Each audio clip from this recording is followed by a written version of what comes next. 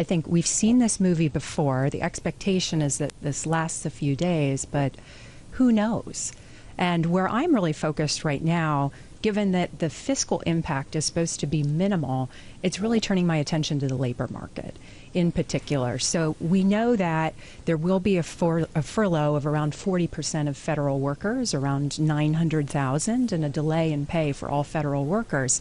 Now, the Trump administration has said that they're looking to make some of that permanent, and that could perhaps create a shock in the job market. And of course, the Fed is very focused on the labor market right now as it considers future policy. And as you mentioned, this also comes at a time where we could have delayed information about employment that we would have received on October 3rd. And so we're just closely monitoring the situation. Now, from a financial market impact, in the past, shutdowns have had a limited effect, on bonds and stocks. But with valuations so stretched in equities today, this time potentially could be different. How long will markets give it before they start to see a real impact? Because everything's been quite muted at this point, and I'm just wondering how much patience that investors will have before they want to see progress in trying to restore government operations. It's a great question and probably unknowable, but thinking about the stock market and where things are at from a valuation perspective, you have a PE ratio that is very much above average. Entering the year, it was around 22 times. And when we kind of look at that and we look at history, when you bought into the S&P 500 at that kind of forward PE multiple, your returns for the next 10 years were pretty muted, +2 to -2.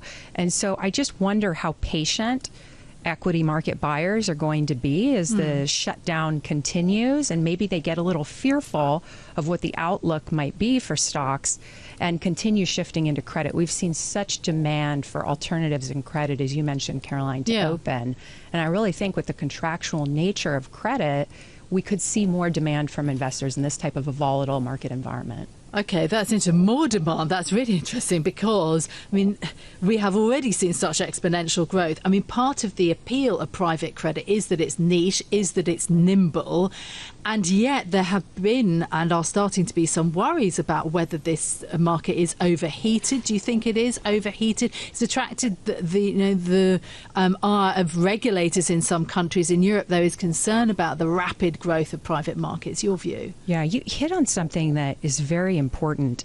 Given the rapid growth, there's more demand really from asset managers that have raised private credit funds, and there is demand from private equity sponsors and borrowers.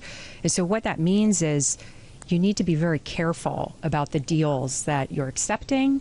There's been a degradation in quality in terms of underwriting, but also some of the covenants. And we're also seeing spreads that are compressing pretty significantly. So now is really a time for caution. Now, that said, you're still getting a nice pickup compared to public debt. But, the public markets are seeing demand too. This month alone, high yield bonds have done, 60 billion of issuance. That's twice as much as we would see in a normal month, and that's really hitting a level we haven't seen since 2021. So demand in both public and private markets.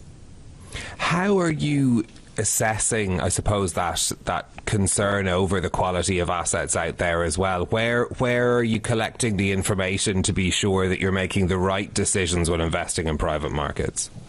Well, at Oaktree, we're bottom-up fundamental managers, so we're underwriting a company's credit worthiness, but we also are looking at consumer and sector data to inform those views.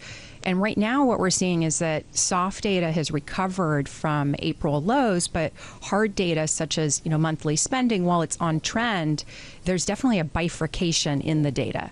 So you're seeing that the higher income consumer is still spending, the lower income consumer perhaps is already in a recession. A few things that we're keeping an eye on: we've seen relatively weak data for travel in August, as well as hotel occupancy, which could signal that the higher end consumer, is kind of tapping the brakes a little bit, given so much uncertainty in the market. There's so much happening in the macro backdrop, more than I can remember.